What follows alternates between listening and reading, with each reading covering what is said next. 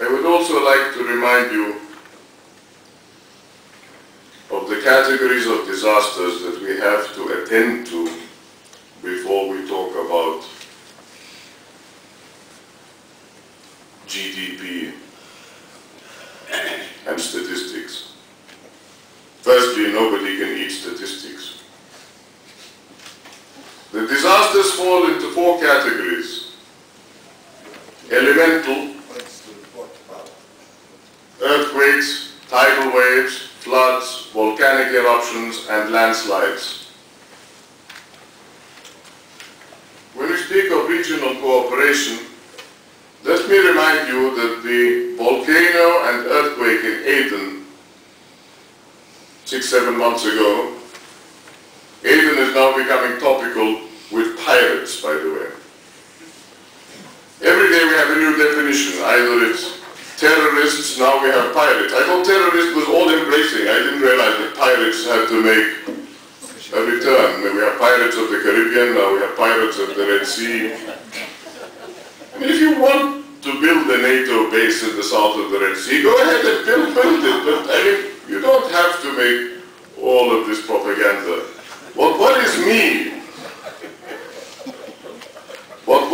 me is the butterfly effect of this earthquake.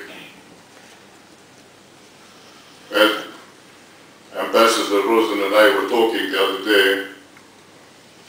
There have been seismic tremors in the Galilee area and in the Dead Sea.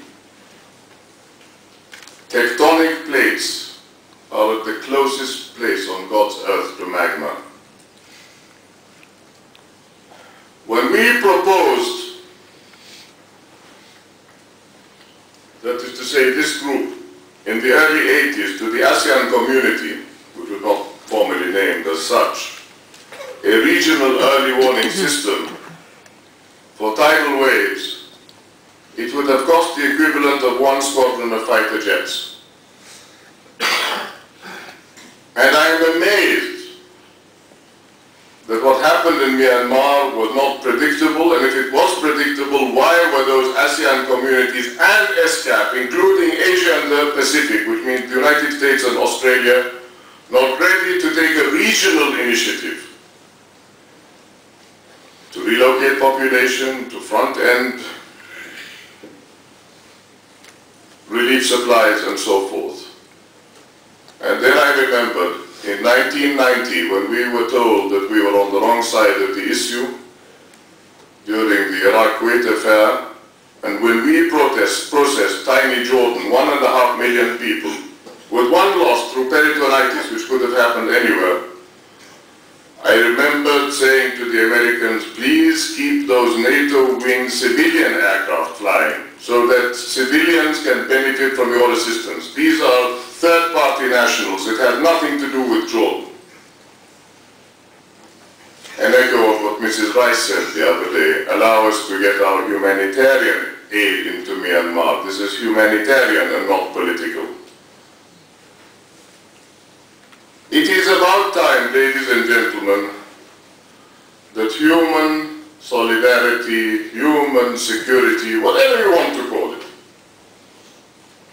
what Sir Hersch Lauterpracht called in the 30s and 40s at Cambridge University a call for an international law of peace, is built, painful step by step, to face elemental disasters, foreseeable disasters. You've all been speaking about famine and epidemics. I am glad to say that within this compound we have hosted and are trying to build, through my contacts in NTI, the Nuclear Threat Initiative, through Sam Nunn and Richard Lugar and others, MESSIDS, Middle East Center for Infectious Disease Surveillance.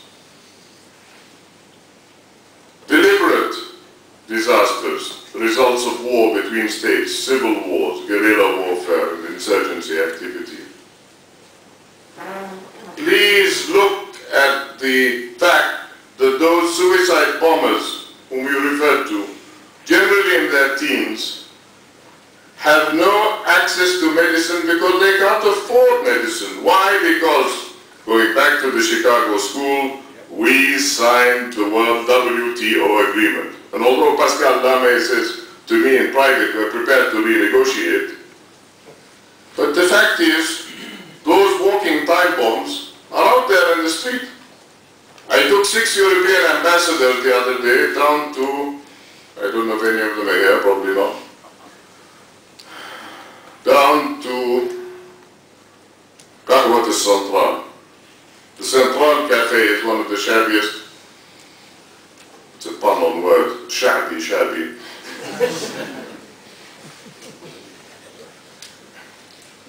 And in came all those Iraqi street children. And I bought them kunafa from Habiba just across the road. And they went to sleep. And the police came along and said, we're going to take them away. I said, no, you're not, they're my guests. And then I went to Hashim. Sad that it carries that name. What did I see? Ladies of the night. Prostitutes. This is what we have become. Maybe it was always there, maybe I was blind. But the rich-poor divide is the social fissure that we have to attend to if there is any ethical justification for this exercise. If it is only to make rich people richer, well, you know how to do that very well yourselves without any of our assistance. In July of last year, McKinsey envisaged the level playing field of business. But there is still no level playing field for the world's poor. Asymmetry continues, asymmetry continues among the world's consumers. And I'm quoting Paul Volcker, who called for the creation of a Middle East Development Bank. Please help me to help them. Incidentally, Rabbi Greenberg, there are more Muslims living under non-Muslim rule or majority non-Muslim rule than there are Muslims living in the so-called Ummah. India is an example of that, the second most populous Muslim community after Indonesia. So I personally agree with you totally that this business of Islam and the West is apples and oranges. The West is geography, Islam is Islam.